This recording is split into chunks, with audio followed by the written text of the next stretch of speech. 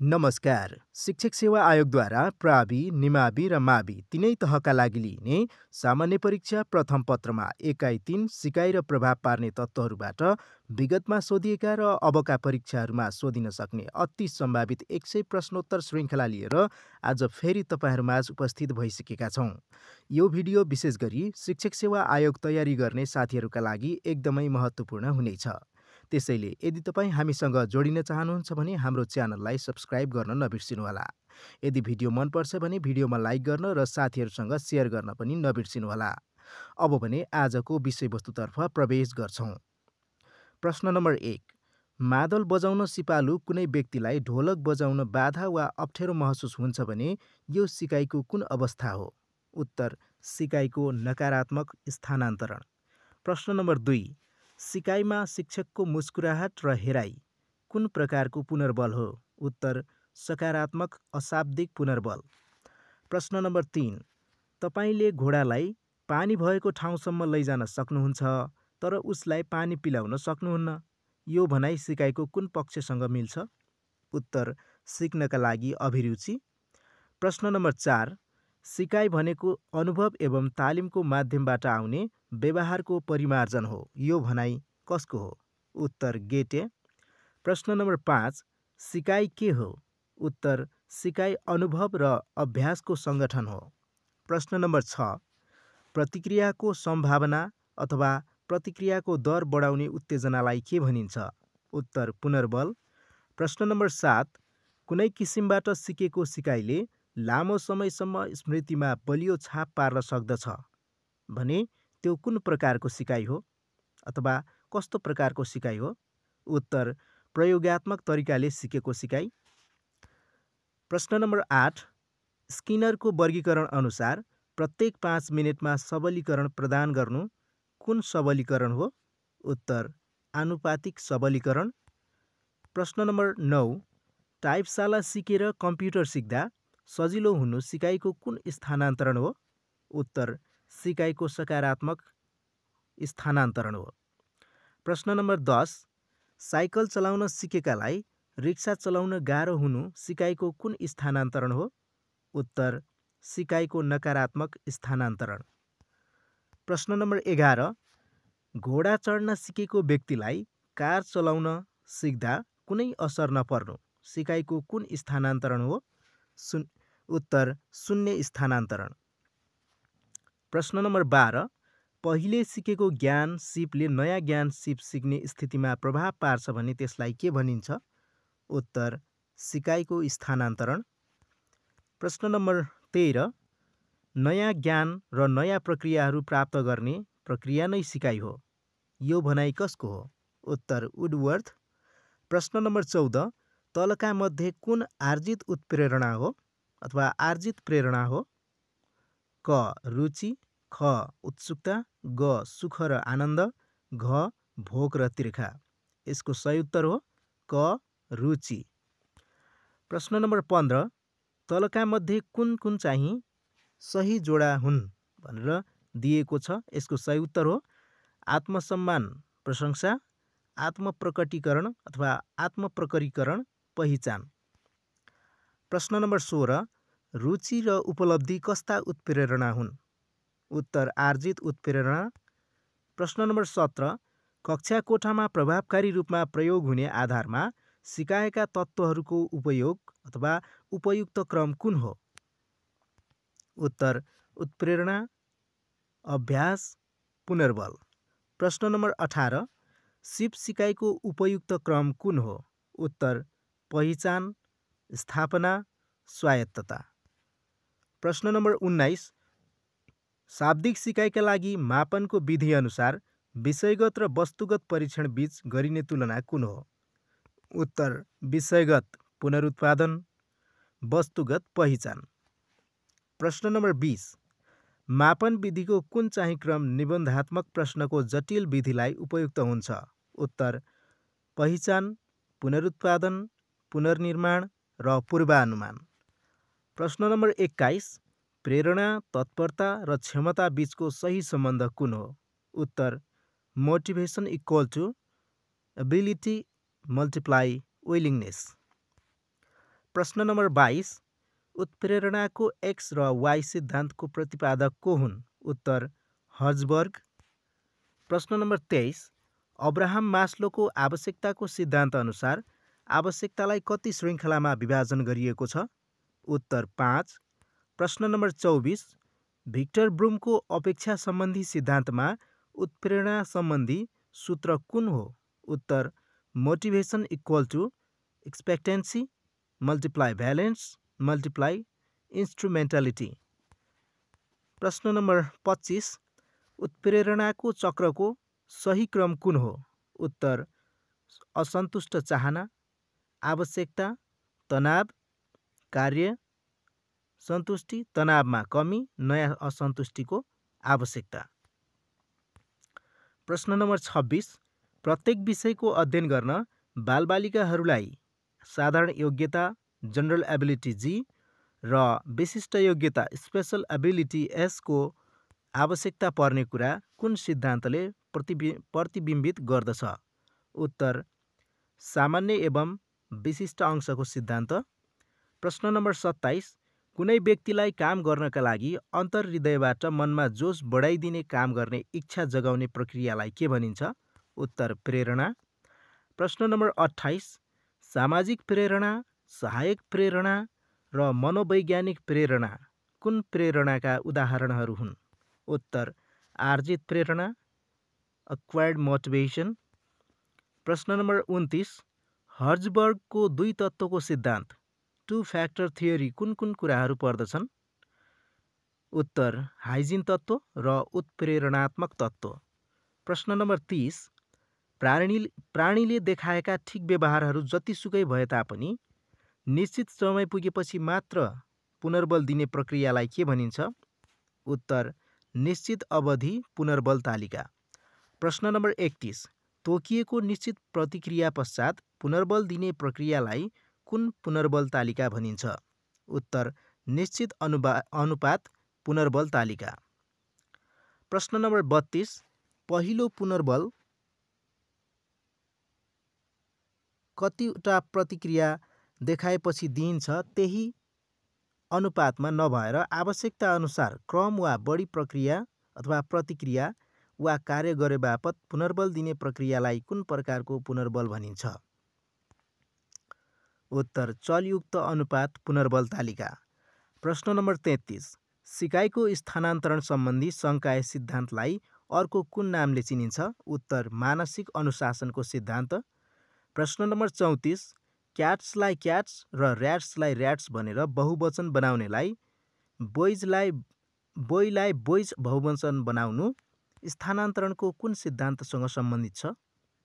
फेरि सुन्नुहोला क्याटलाई क्याट्स र ऱ्याटलाई ऱ्याट्स भनेर बहुवचन बनाउन सक्नेलाई बोइलाई बोइज बहुवचन बनाउनु अथवा बनाउन सक्नु स्थानान्तरणको कुन सिद्धान्तसँग सम्बन्धित छ?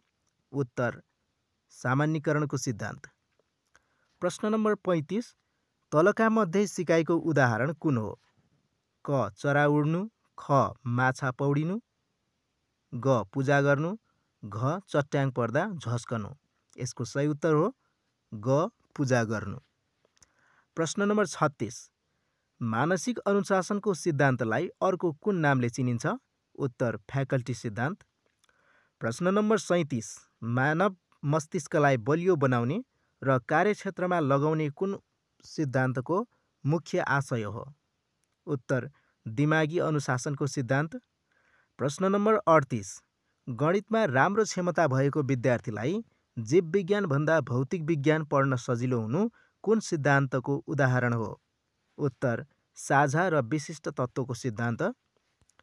प्रश्न नम्बर 39 जब पहिले अध्ययन गरिएको विषय र पछि अध्ययन गरिएको विषयका तत्त्वहरूमा समानता हुन्छ भने तब मात्र सिकाइ सम्भव हुन्छ। जब पहिले अध्ययन गरिएको विषय र पछि अध्ययन गरिएको विषय तत्त्वहरूमा समानता हुन्छ भने मात्र सिकाइ सम्भव हुन्छ अथवा सम्भव छ भनेर कुन स्थानान्तरणको सिद्धान्तले व्याख्या गर्दछ? उत्तर समान तत्त्वको सिद्धान्त। प्रश्न नम्बर 40 मास्लोको उत्प्रेरणाको सिद्धान्त अनुसार सबैभन्दा उच्च तहको आवश्यकता कुन हो? उत्तर आत्मतृप्तिको आवश्यकता। प्रश्न नम्बर 41, विद्यार्थीले कुनै कुराको अभ्यास आराम बिना नै गर्यो भने त्यसलाई कुन अभ्यास भनिन्छ? उत्तर व्यापक अभ्यास। प्रश्न नम्बर 42, सिगमन्ड फ्राइडद्वारा प्रस्तावित विस्मरणको सिद्धान्त कुन हो? उत्तर दमनको सिद्धान्त। प्रश्न नम्बर 43, जन्मजात उत्प्रेरणा र आर्जित उत्प्रेरणालाई वर्गीकरण गर्ने व्यक्ति को हुन्? उत्तर अब्राहम मास्लो। प्रश्न number 44, Z theory of motivation सिद्धान्तका प्रतिपादक को हुन्? उत्तर औची। प्रश्न नम्बर 45, मानिस अरूसँग सम्बन्धित भई सामाजिक जीवन बिताउन उद्यत हुन्छ, यसलाई कतै सामाजिक आवश्यकता पनि भन्ने गरिएको पाइन्छ। आमा बाबु, शिक्षक र साथीभाइको प्रेम यस आवश्यकता अन्तर्गत पर्दछ भने त्यो कुन आवश्यकता हो? उत्तर स्नेह र अपनत्व। प्रश्न नम्बर 46, सामाजिक सम्बन्ध कायम भइसकेपछि मानिसले समाजमा आफ्नो छुट्टै पहिचान बनाउन चाहन्छ वा आत्मसम्मान खोज्न चाहन्छ अथवा खोज्दछ, यस अन्तर्गत पर्दछ। आत्मसम्मान खोज्नु यस अन्तर्गत पर्ने हुन्छ। त्यस्तै इज्जत, मान, प्रतिष्ठा, प्राप्ति, प्रतिस्पर्धा, स्वतन्त्रता आदि यस आवश्यकता अन्तर्गत पर्दछ भने यो कुन आवश्यकता हो? उत्तर प्रतिष्ठा वा मान सम्मान अथवा आत्मसम्मान, सेल्फ स्टिम निड्स भन्छ यसलाई। त्यस्तै प्रश्न नम्बर 47, स्मृति प्रक्रियाको सही क्रम कुन हो? उत्तर प्राप्ति, सङ्केतमा बदल्नु, भण्डारण गर्नु र पुनः प्राप्ति गर्नु। प्रश्न नम्बर 48, स्मृति, कल्पना, तर्क जस्ता मस्तिष्कका सङ्कायहरूलाई अभ्यासको माध्यमबाट बलियो बनाउन सकिन्छ भन्नु कुन सिद्धान्तको मान्यता हो? उत्तर मानसिक अनुशासनको सिद्धान्त। प्रश्न नम्बर 39, राम्रो धावक एक राम्रो फुटबल खेलाडी बन्न कुन सिद्धान्तमा आधारित छ? फेरि सुन्नुहोला, राम्रो धावक एक राम्रो फुटबल खेलाडी बन्न सक्नु कुन सिद्धान्तमा आधारित छ? उत्तर सामान्यीकरणको सिद्धान्त। प्रश्न नम्बर 50, सिकाइको स्थानान्तरण सम्बन्धी कुन सिद्धान्तले कण्ठस्थ सिकाइ पद्धतिमा जोड दिएको छ? उत्तर मानसिक अनुशासनको सिद्धान्त।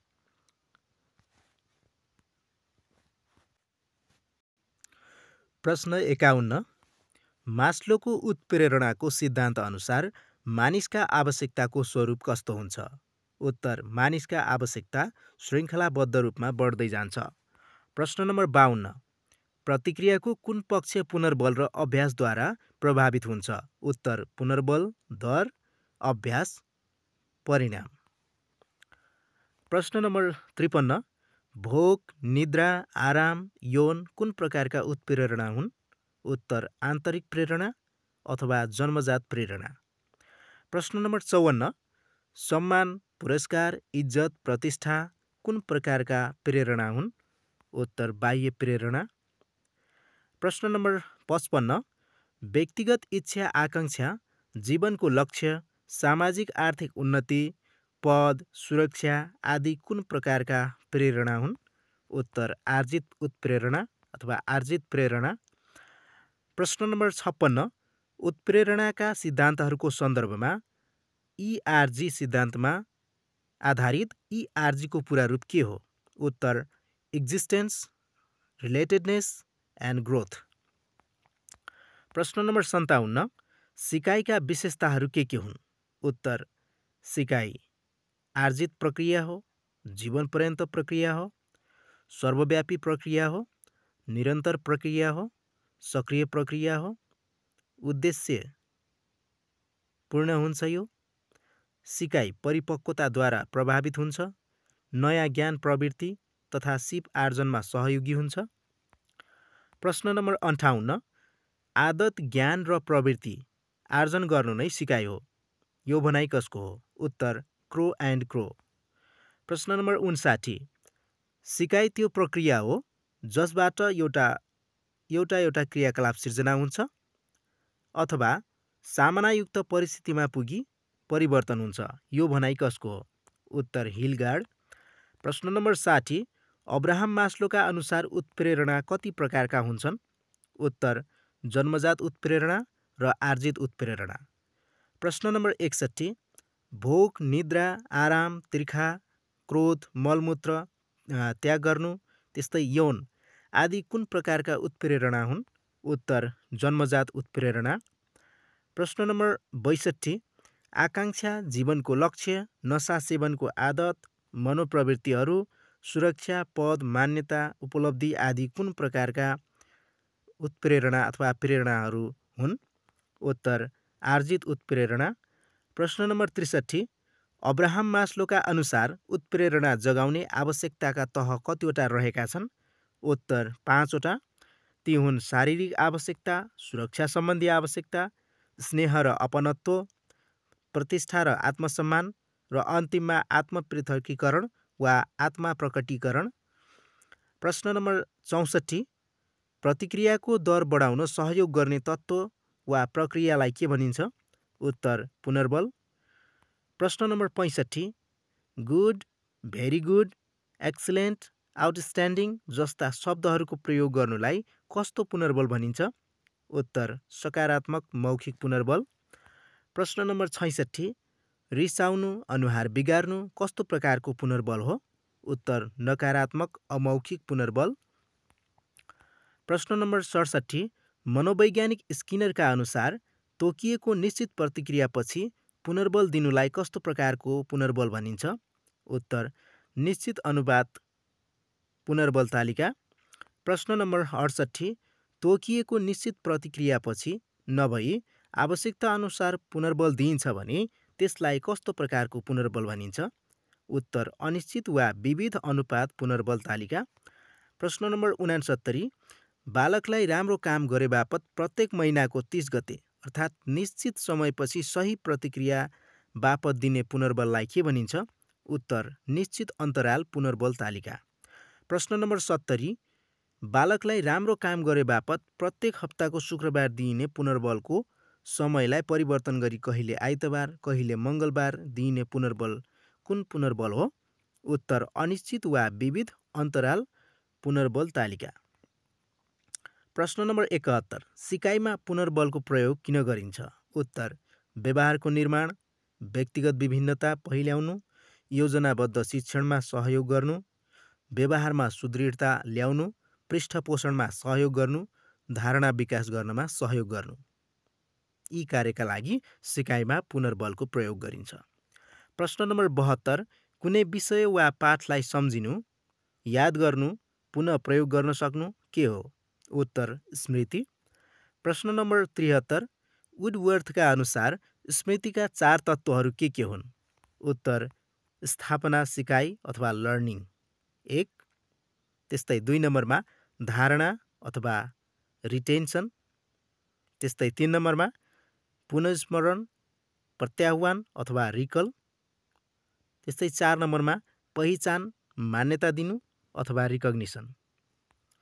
प्रश्न नम्बर 74, विगतका अनुभवहरूलाई मानिसको अचेतन मस्तिष्कमा मानसिक अनुभवहरूका रूपमा भण्डारण गर्ने प्रक्रियालाई के भनिन्छ?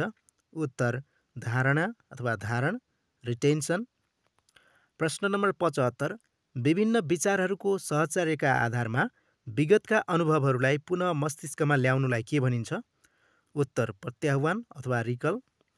प्रश्न नम्बर 76, पहिले देखेका, सुनेका, अनुभव गरेका कुराहरूलाई जस्ताको तस्तै बताउनुलाई के भनिन्छ? उत्तर मान्यता दिनु अथवा रिकग्निसन। प्रश्न नम्बर 77, स्मृतिका कति प्रकार हुन्छन्? उत्तर 3 प्रकार। ती हुन् सांवेदिक, अल्पकालीन र दीर्घकालीन। प्रश्न नम्बर 78, स्मृतिको सही प्रक्रिया के हो?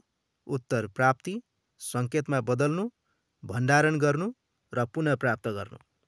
इङ्ग्लिसमा रिसिभिङ, कोडिङ, स्टोरिङ एन्ड रिट्राइभल। प्रश्न नम्बर 79, सिकारुले लामो समयसम्म नरोकी अभ्यास गर्नु कुन प्रकारको अभ्यास हो? उत्तर सघन अभ्यास अथवा पूर्ण अभ्यास। प्रश्न नम्बर 80, सिकाएपछि धारणाको वृद्धि गर्नका लागि उपयुक्त क्रम कुन हो? उत्तर सघनदेखि वितरित अभ्यास। प्रश्न नम्बर 81, प्रवेश व्यवहार के हो? उत्तर पछिको सिकाइको लागि आधार। प्रश्न नम्बर 82, पृष्ठपोषण के हो? उत्तर सही प्रतिक्रियाको निश्चितता। प्रश्न नम्बर 83, स्मृति के हो? उत्तर सही प्रतिक्रियाको धारणा वृद्धि। प्रश्न नम्बर 84 उत्प्रेरणा के हो? उत्तर सिकाइ प्रक्रियाको सुरुवात अथवा सिकाइ प्रक्रियाको सुरुवात। प्रश्न नम्बर 85 पुनर्बललाई अर्को शब्दमा के भनिन्छ? उत्तर सम्बलन। प्रश्न नम्बर 86 सिपका तत्त्वहरूमा दक्षता प्राप्त गर्नु के हो? उत्तर अंश अभ्यास। प्रश्न नम्बर 87 सिपका तत्त्वहरूको सङ्गठन के हो? उत्तर पूर्ण अभ्यास। प्रश्न नम्बर 88 सिकेको सिपलाई स्वचालित बनाउने कार्य के हो? उत्तर अन्ध अभ्यास। प्रश्न नम्बर 89 सिकाइमा सुधार गर्नु के हो? उत्तर पुनर्बलीय अभ्यास। प्रश्न नम्बर 90 जन्मजात उत्प्रेरणा प्राथमिक उत्प्रेरणा हो भने आर्जित उत्प्रेरणा के हो? उत्तर माध्यमिक उत्प्रेरणा अथवा द्वितीय उत्प्रेरणा। प्रश्न नम्बर 91 सिप सिकाइको आधारभूत पक्षभित्र नपर्ने पक्ष कुन हो? उत्तर अभिवृद्धि र रूपान्तरण। प्रश्न नम्बर 92 खानाको प्रेरक अथवा उत्प्रेरणा के हो? उत्तर भोक। प्रश्न नम्बर 93 प्राथमिक प्रेरणा शारीरिक प्रेरणा आन्तरिक वा अन्तर्निहित प्रेरणा कुन प्रकारका उत्प्रेरणाभित्र पर्दछन्? उत्तर जन्मजात उत्प्रेरणा। प्रश्न नम्बर 94 सहायक प्रेरणा सामाजिक प्रेरणा र मनोवैज्ञानिक प्रेरणालाई कुन प्रेरणा भनिन्छ? उत्तर आर्जित उत्प्रेरणा। प्रश्न नम्बर 95 पहिलेका अनुभव वा घटनाहरूलाई सम्झिनुलाई के भनिन्छ? उत्तर स्मृति। प्रश्न नम्बर 96 नेपाली पढाइमा शुद्धता विकास गर्न संस्कृत पढाउनुपर्छ यो स्थायी अथवा यो भनाइ कुन स्थानान्तरणको कुन सिद्धान्तमा आधारित छ? उत्तर समान तत्त्वको सिद्धान्त। प्रश्न नम्बर 97 अभिभावकसँग शिक्षाप्रतिको सकारात्मक सोच भएर पनि पर्याप्त मात्रामा बालबालिकाको शिक्षाप्रति समय नदिनु सिकाइ प्रक्रियाको प्रभाव पार्ने कुन तत्त्व अन्तर्गत पर्दछ? उत्तर मनोवैज्ञानिक तत्त्व।